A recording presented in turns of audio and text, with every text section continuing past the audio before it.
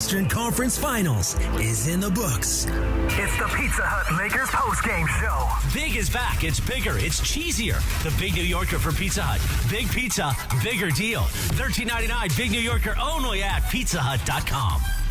Lakers basketball is a final. 877-710 ESPN. It's the Pizza Hut Lakers postgame show. Tipping off now. 119-108 the final score. Lakers lose to the Denver Nuggets. They drop to 0-3 in this series. Who would have thought that coming in? Listen, I know the Denver Nuggets are the number one seed, but I really like the Lakers' chances. I thought they matched up well against the Denver Nuggets, and what the Nuggets are continuing to prove around really the NBA and the league is they're a legit number one and are a legit threat to win the entire thing, and the Lakers right now, I don't think have any answers for how to win a game, let alone get back in the series. I'm going to throw the phone number out there, 877-710-ESPN, 877-710-ESPN. Let me just give my quick thoughts on here, and we'll start queuing up some of these phone calls, and Darvin Ham will get a chance to listen to Coach. I thought the Lakers, what I did not think that was going to happen coming into tonight's game when you're this desperate, when you're yet to win a game this series, is you got to play from behind the entire game. Lakers were down at one point. End of the first quarter, they're down 12. I think the biggest lead that the Nuggets had in this game was 14. But didn't it always feel like they had a 5, 6, 7, 8-point lead, something along those lines? Isn't that supposed to be the Lakers who are coming back home, who are desperate, who are in a position where there's no margin for error? Isn't the opposing team supposed to be the team, or the road team supposed to be the one that falls behind early? Well, Denver did not sign up for that. I think play from two starters have been complete non-factors in this series. I'm talking about Jared Vanderbilt and D'Angelo Russell.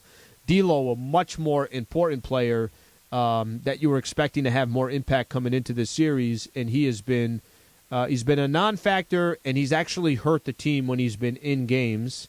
We'll see if the Lakers decide, you know what, forget about it. Let's start Game 4. I would have done it in tonight's game. Let's start Game 4 with Rui in the starting lineup and Dennis Schroeder in the starting lineup. Now, what does that do to your bench? It obviously depletes your bench, but who cares? Because if you keep falling behind and you're trying to play from behind, each one of these games, certainly like they did tonight, you're just behind the eight ball, and you got to play perfect basketball for the final 36 minutes or so just to be in a game, or all the energy that you put in trying to come back, and then by the time you obviously do come back, Denver is going to go on a run. So you kind of have that ping pong back and forth.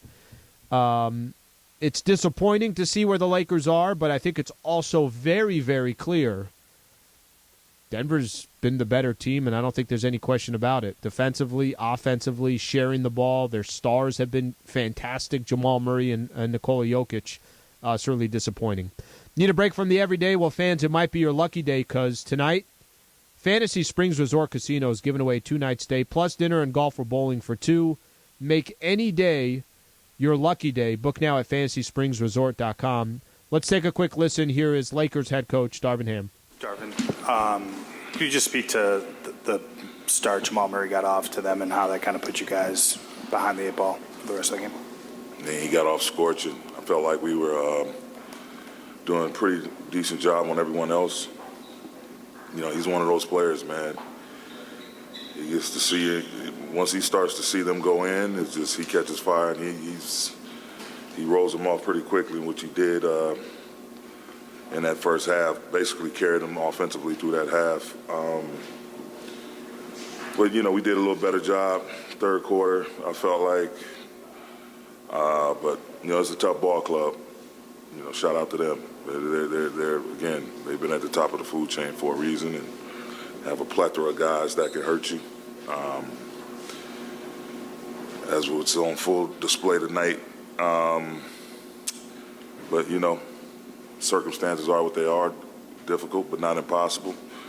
We just need to come out, start the recovery process now and get ready to get a game on Monday. Darvin, you guys have spent basically the 80-plus games trying to come back. Like, that's been the story of this team all season. Are you seeing enough energy from this group to still do it? Are you seeing the receipts maybe a little bit from the push your team has had to put into all of this to get to this point? Yeah, I mean, it's difficult because a lot of it, against the really, really good teams, and we're a really, really good team, and I've seen how our defense, has put people in awkward positions, and caused them to self-destruct at times, whether it was finishing up the regular season or in these playoffs. And, the defense is, once you get to this point, what's conference finals, the defense gets dialed up that much more. And so you can't have self-inflicted wounds, whether it's turnovers, whether it's giving up offensive rebounds, silly fouls that helps them get to the bonus quicker. I mean, I just think those things you got to be extremely, extremely disciplined. And then, you got to have some things fall your way as well. We had a bunch of shots that rimmed out. This is unfortunate. But again, nobody's going to feel sorry for you. You just got to pick yourself back up. Again, fill our cups back up and try to come out and get one on Monday. Darvin, at times it did feel like the team did take advantage of some of those non-Joker minutes between Austin and AD. Was it just because of that first quarter slump and that Jamal Murray, of course, first half, that kind of made it hard to come back from? Yeah, I mean, he got going. I thought we were able to come back and take a lead. They had some, man, give them credit, man. They had some guys step up and make some big shots. Bruce Brown, Jeff, Michael Porter Jr., they had some guys that stepped up and played well. And, in the absence of Joker. And then once he came back, he just did what he does. And so, our biggest thing is, again, us continuously applying pressure, playing downhill, playing in the paint, making a simple play. And sometimes it worked out sometimes. And other times, we had some unfortunate circumstances in terms of turnovers or point-blank miss or give them a second chance opportunity. We just got to be more solid. Darvin, pregame asked you about D'Lo. He went 1 for 8 today, 1 for 6 on threes. What did you make of his performance, or just kind of the struggles he's all going good through right looks. Now? All good looks. He just has to remain aggressive. All good looks. Darvin, what worked defensively in the second half against Jamal Murray that might not have been working in the first half when he was going? I mean, we just decided to put a body on him and keep a body on him. He was getting loose. We had some miscommunication plays where, one person may have thought we were redding, another person thought we were staying home without me, looking at the game yet. Just felt like he took advantage of some of our defensive breakdowns. And, he scores in a variety of ways. It's not like a guy that's going to run 50,000 pick and rolls and so you can switch up that coverage and be okay, kind of slow him down. It's pick and roll, it's off ball, it's back doors, it's everything. And so finding them in transition. But us, the adjustment was both Dennis and Vando, I thought, tried their best to slow him down and disrupt him a little bit. In the second half, I thought we were able to do that, 30 in the first half, 7 in the second half. So, but again, just trying to mix up the pitches, but keep a body on them. And again, Dennis and Vando, they tried, but he's a hell of a player. And once he gets rolling, it doesn't matter who's in front of him. Darvin, you guys take to your left. You guys take the lead in the fourth quarter, and I don't want to be disrespectful. They hit the 2 good threes, but they went on an 11-0 run. Was that defense? Was that turnovers? What did you see in that short little window? I mean, I thought it was a little bit of everything. I mean, I have to go back and look at the tape to be 100% sure. But got a couple of turnovers, offensive rebounds by them, a couple missed shots by us, point blank, a couple open misses from 3. And it's just snowball effect. Tobin, I'd asked you about the play of role players. How do you think Rui, Austin, Jared, Diaz, and D'Angelo, how do you think they equated themselves out there tonight? I thought they did the best they could, all of them. They competed. And I'm disappointed, but I'm not upset. You know what I mean? In terms of, yeah, it sucks to lose, but those guys fought. They fought their hearts out. They tried to execute what we gave them. And for some of them, shots went down. For some of them, some didn't. And that's just the way it goes, man. Like it's their fight. Nobody was out there just going through the motions. Everyone, I felt like, everyone was competing and trying to get stuff done when they were on the floor. Yeah, Darvin, with Denver's shot making, I think they've hit at least 14 threes in the three games tonight. Even when Jokic was sitting, they got the 5 threes at the end of that stretch. What do you look at scheme-wise versus just size or what they're doing? And is there anything that can be adjusted going into Game 4? Yeah, we'll go back and look at the tape and then see where we go from there. Just everyone, as long as we remain competitive and ready to give multiple efforts, just in a general sense, I think we give ourselves a chance to be successful. But in terms of the particulars and the coverages and adjustments, we'll go back and look at the tape, and then that'll reveal to us what we need to do. Hey, Darvin, I remember you recently wrote 0.3 on a whiteboard, signifying the chances that, you were given to make the playoffs after a 2-10 start. Obviously, the chances of recovering from a 3-0 hole are even tougher. Is there still that hope, though, considering everything that you guys have overcome already this season? Absolutely. I mean, I think the deficit is 3-0, not 4. So as long as they haven't gotten to 4 yet, there's still hope. We're still alive. We just have to focus on winning one game. All right, that's Lakers head coach Darvin Ham right there. Let's do this when we come back. I know we got a lot of Laker fans that want to react. 877-710-ESPN. We'll start taking your calls. We'll get a chance to listen from Austin Reaves and Rui Hachimura as well. Stay right here. This is the Pizza Hut Lakers postgame show on 7.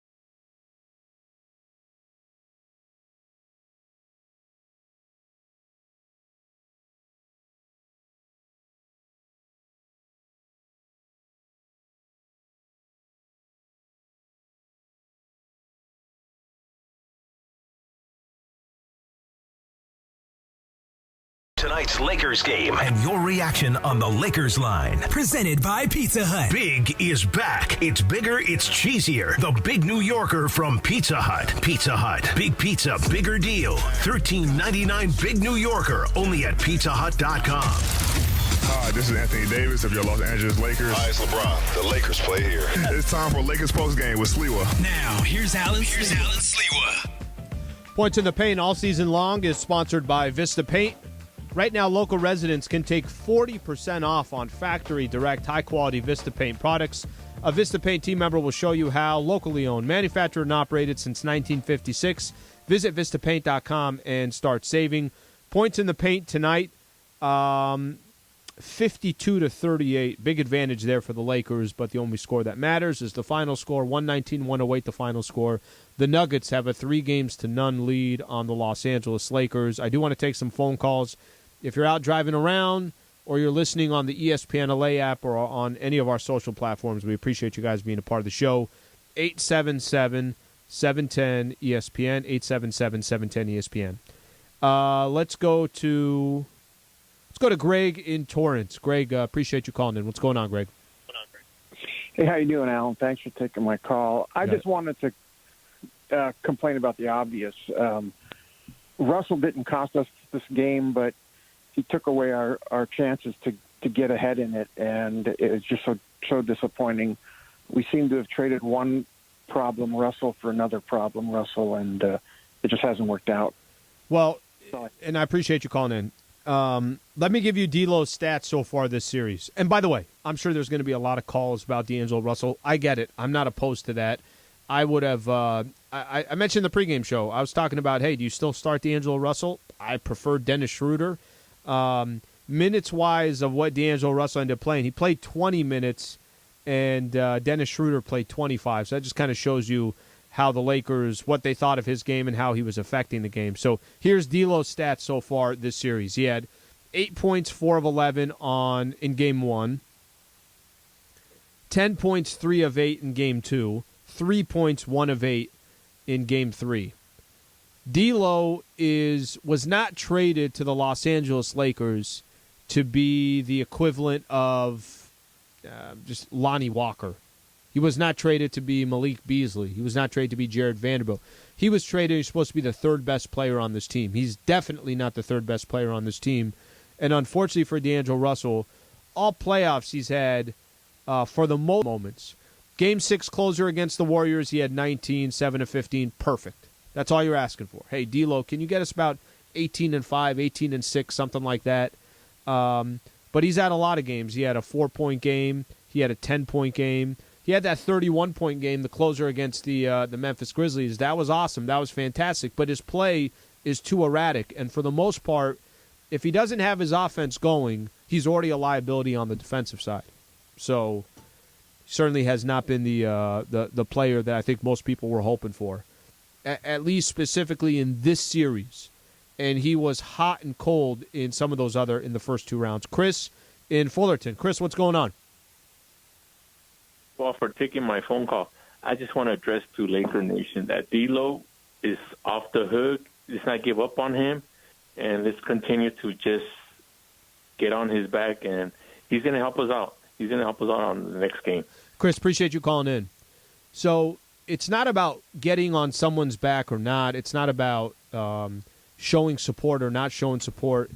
It's just here in the playoffs. And your numbers and us just watching or listening here on the broadcast, that should determine whether somebody's getting a lot of playing time or they're not. So it's not a personal thing. It's the Lakers are about to get eliminated thing. And I think it has more to do with that, right? It's not, I'd love to see Malik Beasley get opportunities. He seems like a great guy, but Beasley didn't show during the regular season when he got traded to the Lakers that you can count on him. That's why he can't come off the bench. Lonnie Walker's getting some opportunities because he's shown that he could deliver. Rui's getting opportunities because he's shown he could deliver. D'Angelo Russell's going the other way. So it's not a personal thing. Like I said, it's just more about that. Solomon in Lake Balboa. What's going on, Solomon? Hey, Alan, I'm good. Well, sort of. I don't even know where to start. I mean, look, they're the better team, period. They're more consistent. When you need a shot, they make the shot. When you need a stop, they make the stop. When you need their stars to shine, their star shines. When you need their role players to play their roles and step up, they step up, and they do it consistently. They've done it so consistently that they're up 3-0. Going forward, I think the Lakers, to me, have to concentrate more on offense, at least outside shooting. It's too streaky. You're not going to beat teams, especially like Denver, shooting the way the Lakers have so far in this series. So that's my 2 cents. Solomon, appreciate you calling in. All right, let's take a quick listen. One of the players that has been incredibly consistent for the Lakers so far this series, Rui Hachimura, chipped in 34 minutes of play, 5 of 12 from the field, had 13 points and 6 rebounds. Here's Rui on the Lakers' loss. Hey, Rui, at this point, how do you guys try to focus on Game 4 and not get discouraged by the fact that it's 3-0 now? I mean, yeah, I've never been in a position like this, so I don't know. I mean, yeah, we just gotta watch film tomorrow and just focus on ourselves and trying to win the next game. Yeah. Rui, Austin came in here and talked about, obviously, Denver, a very good three-point shooting team with Nikola Jokic. But when you look at what you think you guys could have done better tonight, where can the improvements be made for Game 4? Yeah, I just think I've been saying it, but I think they're just bigger than us. They can just shoot over us. We smaller than them, so they can just shoot over us. And of course, the Jokic is a good passer, so you just get a lot of attention when he has the ball. So we just sometimes watch him and then get back out, or the other side of the court is wide open. So it's just they're a good team. So you gotta give them credit. Yeah. Rui, when you're also trying to give the team offense and then defend Jokic, how difficult is that on you physically? I mean, it's actually not bad. It's just I like being physical, so it's just nothing. For me, it's nothing crazy. But as a team, I think they're just they're big, they're very physical, they're fast, and so just those are things hurting us right now. So we just gotta try to win next game. Yeah.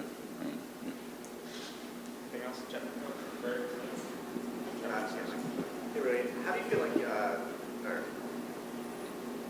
how has your feeling about and your confidence about your ceiling as a player in this league changed throughout this playoff run? Because you obviously played really well. For me, I don't know. It's just the people that know me for a long time. Just from the Wizards or like other players or coaches. For me, I don't think it's nothing. It's not new for me. It's just I had this for a while, and it's just a different opportunity. It's Lakers is like one of the biggest team in the league, and playing with LeBron, AD, the highest level. So it's just a different opportunity, and it's nothing new for me. Yeah. All right, that's Rui Hachimura. Let's take a couple more calls. We'll go to Austin Reaves. Mike in Pasadena. What's going on, Mike? Hey, Allen. Thanks for taking the call. Long-time listener. Just a couple of points here on D'Lo. I think it's really a matter of KYP, know your personnel. They're not putting him in positions for him to be successful, and it's been a common trend in the Lakers' wins this postseason that D'Lo's been a factor. So I think what they need to do is, put the ball in his hands more, let him play make, let him run pick and roll with Davis. I think that'll unlock his game, let him distribute to others, and also make plays for himself. And that's about it. I mean, Denver's definitely the better team, but if they would have used D'Lo to his strengths, I think they could have made it a series. Mike, appreciate you calling in. So here's my issue with that. Man looks like he's in his own head. I mean, he's at 3 straight games where he can get his game going. Right? That's my issue. My issue is it's not like this is a one-off, and today's a good example. Today is, you're back at home. His numbers on the road versus numbers at home so far in the playoffs, he's been really significant difference. His shooting percentage and his production in home games. Well, if it ain't tonight, when is it going to be? And I don't know if the answer is, well, give him the ball more And I know what you're trying to say, maybe getting more into a rhythm or something along those lines, but Lakers just don't have any margin for error. You want him to have the ball, you want LeBron, AD, or Austin Reaves to have the ball. So he's got to get it where he can, and unfortunately, that margin for error is so thin right now for the Lakers. All right, let's take a quick listen. Austin Reaves for the Lake Show ended up with 23 points, also had 7 rebounds, played 40 minutes for the Lakers. Here's Reaves. Hey, Austin, just first of all on tonight's game, that stretch in the third quarter when Jokic was out and they kind of kept hitting the threes, it seems like Denver's been doing that consistently all 3 games. So how do you guys handle that defensively, and where do you think the difference was? They're a really good team. They got a group of guys that can shoot the 3 behind Jokic. Even though he's not on the court, doesn't change the fact that they can shoot the ball. So we just got to be more locked in, ready to scramble with Jamal Murray, playing the way that he was playing in the first half. You had to give him a lot of attention, but tip your hat. Also, you mentioned the tipping of the hat. I mean, all 3 games, it was a possession or 2 game in the fourth quarter. Is there something that you feel like has been consistent in all 3 that was a difference maker for Denver? I don't know. I mean, obviously there's something there that, swings in their favor. But to pinpoint it, if I knew that answer, I feel like we would voice that and change it. Like I said, really good team, tip your hat. But, we'll get ready for Monday. Dan? Austin, this team has basically been playing from behind since the first game of this season. What have you seen from this group that offers any optimism that it has one more comeback in it? And is that something that you can think about in moments like this, down 3-0? Obviously, right now you're pissed off, how the outcome has come the last 3 games. But like you said, our back's been against the wall. I've spoke about probably the last 2 months, maybe more than that, since the trade deadline. Swinging, throwing punches to fight to get to this opportunity. So we'll go watch film tomorrow, and we can either come out Monday and go home, or we can, fight for another day. And with the group of guys that we got, I know what that, answer will be. Jovan? Austin, is there anything you take from tonight that's a sense of optimism for you guys from, be it an adjustment or the way something kind of played out that you guys can kind of look toward for Game 4? Right now, I can't really give you anything. Like I said, frustrated over the loss, so I haven't really thought about it that much. But we'll go back, like I said, watch film tomorrow, and try to be better on Monday. Any more questions for Austin? Hey, Austin, how do you feel the team's level of energy and your personal level of energy is at after, like you said, there's been 2 months of kind of throwing punches, trying to claw your way back into the fight here? Energy level's high. We get to play basketball for a living, and this is what every guy in the locker room, every guy in the league, chooses to do, and it's something that you have a very high passion for. So any day that you wake up and you go to a job you love, as I'm sure y'all know, you don't need, any extra, push or motivation just because you're doing what you love. So that's enough right there. Every day I walk in the gym and everybody's happy to be there, seeing one another, hanging out, getting work in, just being around is really fun, and that ain't going to change. We'll go in tomorrow, and I'm sure everybody's not going to be in a good mood, but, we're still excited to, be doing this every day. Last question, Crystal. Hey, Austin, a lot of pick and roll from Murray and Jokic. Do they have one of the harder ones to defend so far in your experience? Yeah, this is a very good proof of it, just because they're both so dynamic, and with the way Jamal Murray's been shooting the ball, and then just the ability of Jokic, as I spoke about last 3 games, his ability to, get the best out of everybody on the team. He's going to put you in positions to be successful. And, when you have 2 guys like that, that's, very hard to guard. All right, that's Austin Reaves right there. We've been talking a lot about D'Angelo Russell tonight. Lakers lose. Final score, by the way, 119-108. D'Lo struggled. Let's take a quick listen. Here's D'Angelo Russell addressing the reporters. All about runs as you guys look to kind of create that separation in the second. What were they able to do to keep you guys from creating any of that? Kept scoring. I think they scored at a high rate. Even when we got to stop, they responded with a bucket. So it's tough to sustain a run when they continue to fight back, punch back. The challenge when a guy like Jamal Murray gets going as he did from the jump, to stop him, slow him down, and obviously what that does for his squad, seeing him play that way. What'd you ask me? Just that challenge, the uphill battle to kind of stop that. Yeah, he's a hell of a player. He's been doing it all season, so it's no surprise that, they depend on him and they lean on him when they need. Darvin Ham said you had good looks tonight. He wants you to stay aggressive. What do you make of your offensive night tonight? Just make them. Take them, make them. Denver, number 1 team in the West, got a lot of size, have experience playing with one another for the last several years.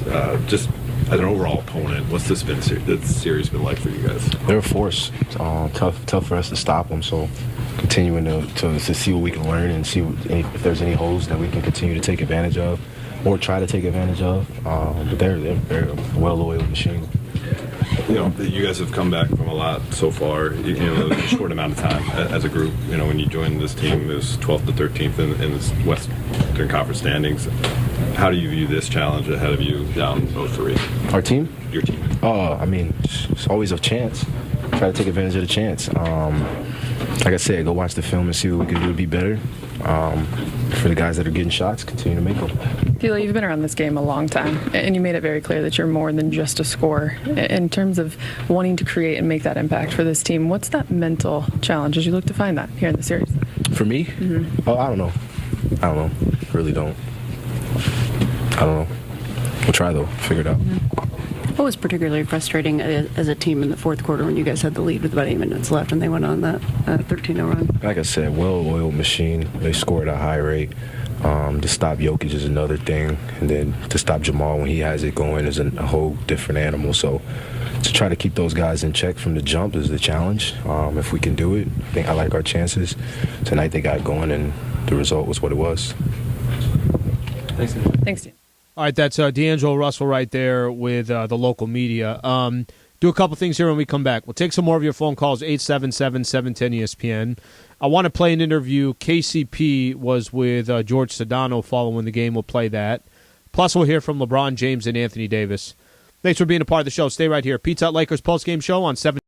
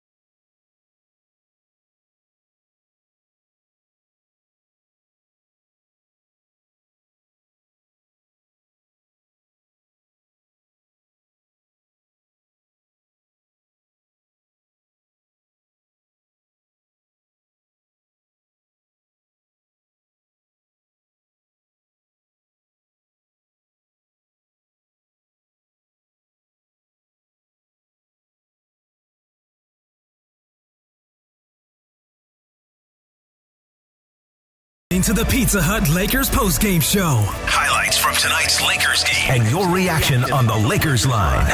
The Los Angeles Lakers on 710 ESPN. Presented by Pizza Hut. Big is back. It's bigger, it's cheesier. The Big New Yorker from Pizza Hut. Pizza Hut. Big pizza, bigger deal. Big New Yorker only at pizzahut.com. Once again, here's Allen Sliwa. Lakers lose to the Denver Nuggets. They're down 3-0 against the Nuggets. 119-108 the final score. Lake Show fell behind right out of the gate.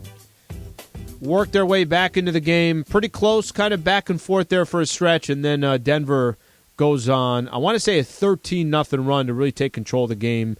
And the last couple of minutes was not nearly as exciting as it seemed like the game was going to be.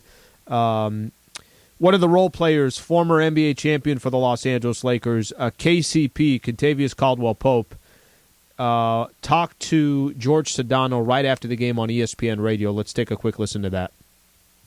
KCP, how did you guys pull this thing off here to take a 3-0 lead? Just being aggressive the whole game, being patient on offense, getting a great shot every time down, and then getting stops when we need it. You're so vocal in those huddles yourself in this particular group. What is it like to be connected like you guys are right now? That means a lot. Just being connected offensively and defensively. But it makes the game so much easier when we're out there playing with each other, no matter who's out there in the lineup. We just play hard, play smart, and play together. You certainly have familiarity with some of the guys on that other side. How does that affect what you guys do? Not at all, man. We come out here as a team. And we just play. We play Denver Nugget basketball. We play our defense. And our offense is great. But we just continue to just be patient and play our game. Two more quick ones for you. Nikola Jokic obviously was in foul trouble. What was the message to navigate through that? We told them just don't try to foul. You know what I'm saying? If they had a layup, let them have it. And then if we was around, somebody else take the call. You know what I'm saying? But, he played great defense in that second half. Didn't have too many. I think he had one foul in the second half. And him and Jamal, they closed the game out for us. And last one, you have a 3-0 lead. No one has ever lost a 3-0 lead. How do you close this out? By doing what we've been doing. Playing aggressive, get out, rebound, and get out in transition where we best at. And just keep playing Denver Nuggets basketball. All right, that is KCP with our very own George Sedano right there following the game. Take a couple calls here. Matt in Las Vegas. Matt, what's going on? Thanks for calling in. Hey, Slee. First, I just want to give a shout-out to the Lakers out there as a fan, and I want to give a shout-out to Jeannie Buss and Lapalinka. The Lakers had a great season, in my opinion. I had a lot of fun watching them, especially after the second half of the season when they at the trade deadline. And I know, as a Laker fan, I can feel it. They have one more push in them, and I hope for the best. But let's just say, in case they just lose the series, I want to get your thoughts on what do you think the Laker team is going to look like next season? You think they're going to go after a big man to back up Anthony Davis? Do you think they're going to go after Kyrie? Or are they going to get maybe shooters or defensive players? And be curious to find out what your answer is, and I'll hang up and listen to you. Thanks, Matt. Appreciate the call, man. Thanks for listening. It's kind of crazy to think about that because the season could be done on Monday night. That could be it. The series could be over and the season could be done. And then obviously all those questions are going to come up. I like the roster that the Lakers have. I really do. I think that you give them a full season, what could it look like? Some continuity, some chemistry. The question is how they're just going to round up. Austin Reaves, a free agent. Rui Hachimura is a free agent. And they're making a case that they deserve some money. D'Angelo Russell's a free agent. I think he's making a case going the other way, to be honest with you. Dennis Schroeder, what is he going to do? So you got a lot of question marks. But I like the style that this team plays. What you want to have your roster to be, you want your roster to reflect what your head coach is. And this is the type of roster that Darvin Ham was probably hoping for before the season started. I don't want to go too much into what next season will look like until we're there. But there are definitely some players here that you got to bring back. And I think there's other players that are legit question marks. And I'm okay with saying that. I'm very comfortable with saying that. Jonesy in New Orleans, what's going on? Hi, I was thinking maybe the coach could give LeBron like 5 to 7 minutes a quarter instead of the time that he's getting on the court, because he looks like he's not having a great series on this one. And we need to put the ego aside. And then also, I just wondered, do we only have one center? Where's the rest of the centers at? Well, and I appreciate you calling in. Mo Bamba's been out 3 straight games, plus a couple of the games last series as well. He's been having ankle issues. So to answer your question, yeah, there really is just one center, unless they want to try Wendy and Gabriel to give him some opportunities. As far as Bron not playing or playing less, the problem is, Jonesy, is this is it. Tonight was kind of everything. He played another 43 minutes tonight. AD played 42. Reaves played 40. They don't really have many options here. If they're going to hang in these games, they have to play, and unfortunately for the Lakers, they're playing a ton of minutes and they're still not winning. All right, before we go to... Let's actually go to Anthony Davis. I'll save these last few calls after that. Here's Anthony Davis on the Lakers' loss. AD, that stretch after Jokic got his 4th foul, he went out for the rest of the 3rd in about 7 minutes. Where did you feel like you weren't quite able to take full advantage, and how it was any of that emblematic of Denver and what they've been doing for the 3 games with the shot making? Yeah, I mean, they made some shots down the stretch. KCP, Jamal Murray, Michael Porter, made shots. We did it, I think it was like 4 for 12 or something down the stretch or something like that. So that was the difference. Jovan?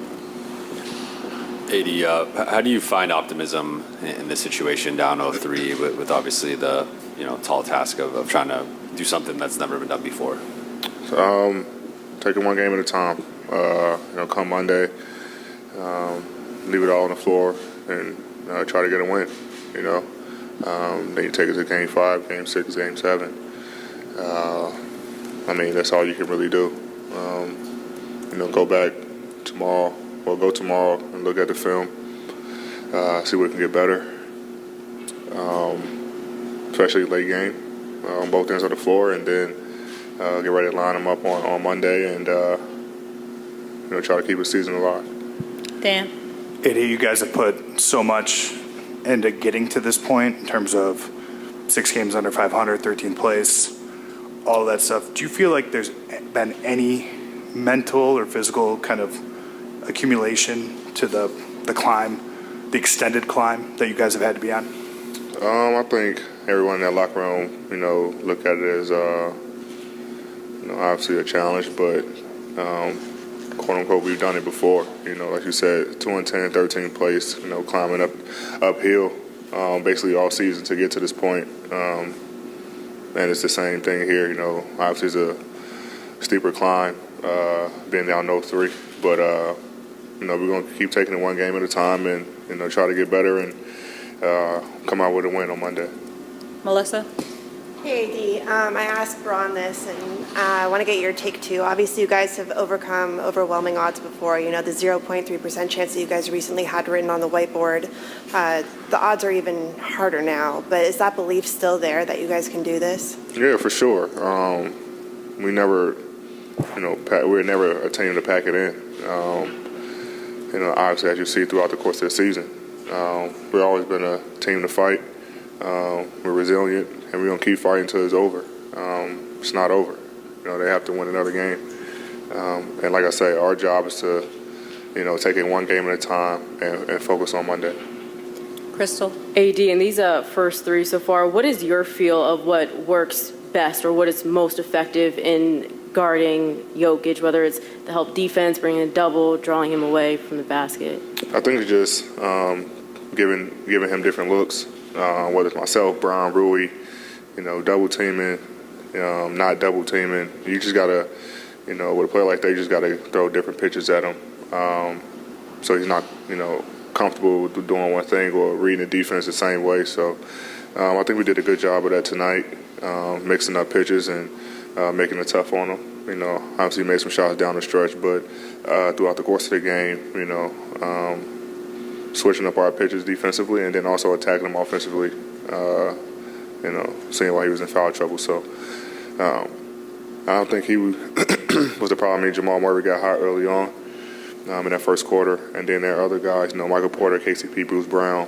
I think all of them guys over 15 points. They made some tough shots, some big shots for them down the stretch as well. So, like I said, we go back and look at it, figure out ways we can be better, and then get ready for Monday. All right, that's Anthony Davis right there. Before we go to LeBron James, I want to take a few calls here. Adam in L.A. Adam, what's going on? Adam, you there, bud? All right, let's go to Leon in Beverly Hills. What's going on, Leon? Hey, Slee. Thanks so much for the call. Hey, there's 7 guys that are playing. There's 2 of them in the starting lineup that are not giving you any productivity. So it's not just D'Angelo. I mean, if you look at Vanderbilt over the last several games, he has not been even scratching. I mean, he has no confidence offensively. So what I'm a little bit surprised by is the fact that Ham hasn't gone searching for someone on that bench to give you some productivity, even, a couple 3-pointers during the game.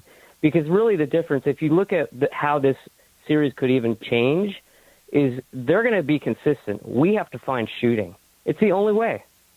Thanks a lot for the Thanks, call. Leon. I appreciate it. I think a couple things here. So Michael Thompson's been talking about for 2 straight games, start Rui. And, I think part of the concept of that is, okay, well, if you start Rui, let's say they start Rui and Dennis Schroeder. Those are your best 5 that you have. It takes away from the weapons that you have off the bench. However, I think when you're down 0-3, all bets are completely off, and I don't think it matters from this point. I think you do that. I wish actually they did that tonight. I talked a little bit about in the pregame show that I'd like to have seen that instead of what the Lakers did. Ken in Newport Beach. What's going on, Ken? Hi, Allen. So, just going to throw some stats at you. D'Lo, 26% for the series. LeBron, 3 for 19 from 3. LeBron is 1 for 22 from 3 in the playoffs in the fourth quarter.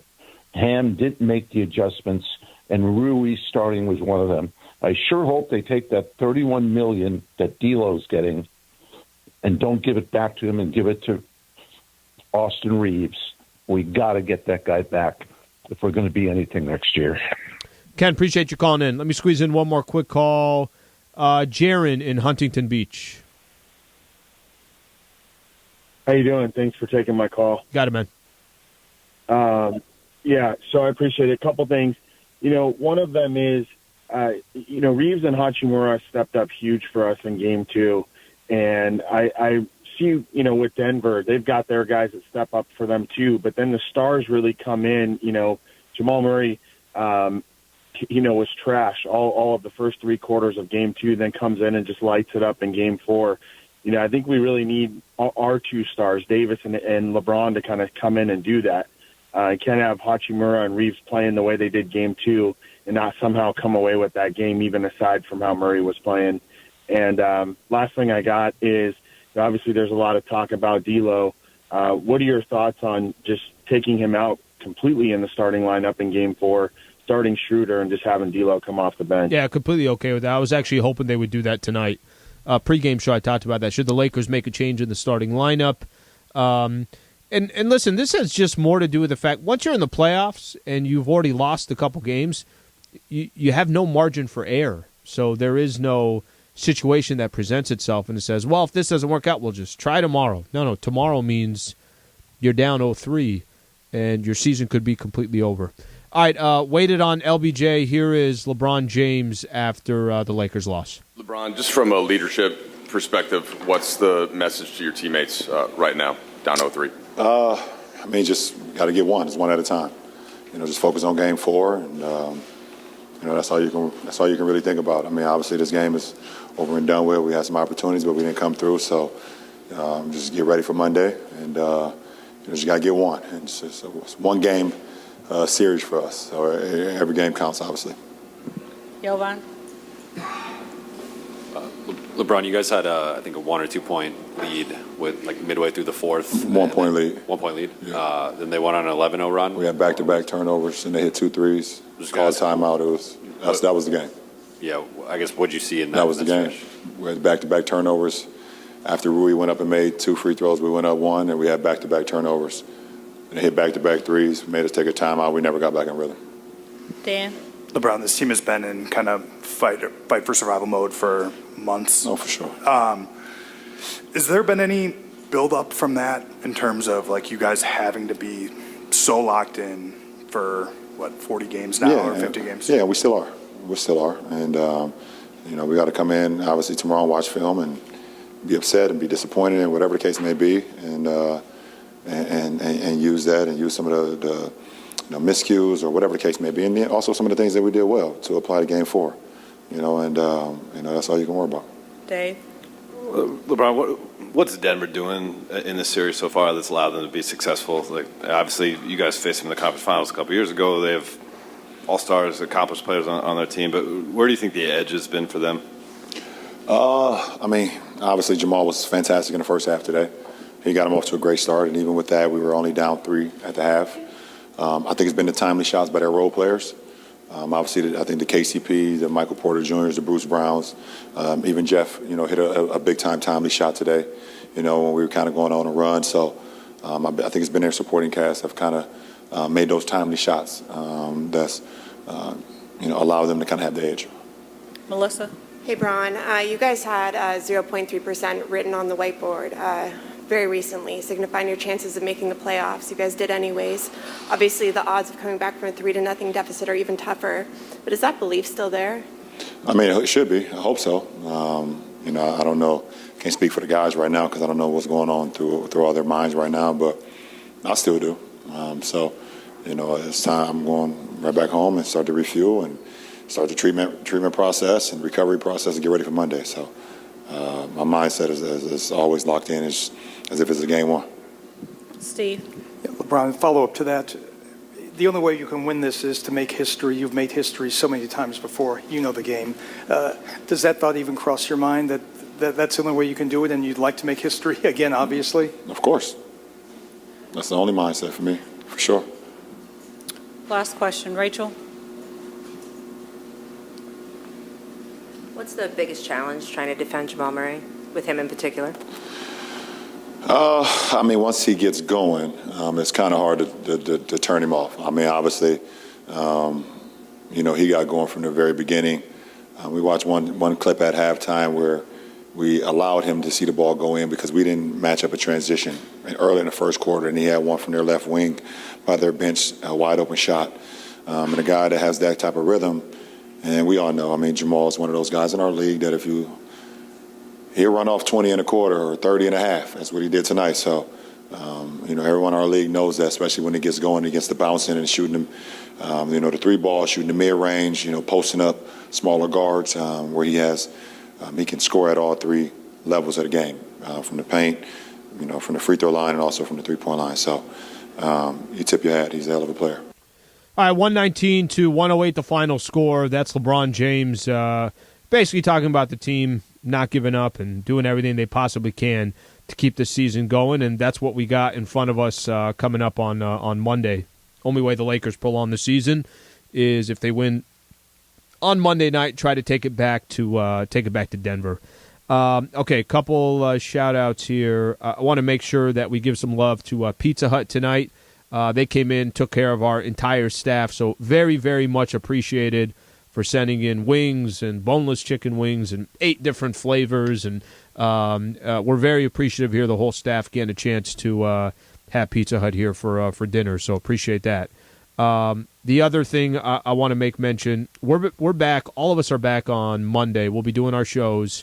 I know the program will be a little bit different, but we'll start our local coverage, Keyshawn, Jay, Will, and Max. I'll be on with Travis, regular time 10, 8 to 1. Then Mason and Ireland will do their show as well. We'll start pregame show at 4 o'clock, and tip-off is set for 5:30. Thank you to everybody here internally at the office. Thank you to Michael Funches, Rebecca Womble, and Wilbert Flores, and then our entire social media team. Thank you to Carlos Isu, Cody Liu, and Josh Martinez. Thank you all for being a part of the show. I'm Allen Sliwa, and this has been the Pizza Hut Lakers postgame show on 710 ESPN. Lakers basketball on ESPN LA is sponsored by... Driven by Subaru of Glendale, the #1 volume Subaru retailer in the USA. Your next Subaru is waiting for you at Subaru of Glendale and SubaruofGlendale.net. Delivered by Pizza Hut. Pizza Hut's Big New Yorker Pizza has 6 extra large slices, big enough to hold more cheese on a crispy, fluffy crust that you gotta fold just to eat. Pizza Hut. No one out-pizzas the Hut.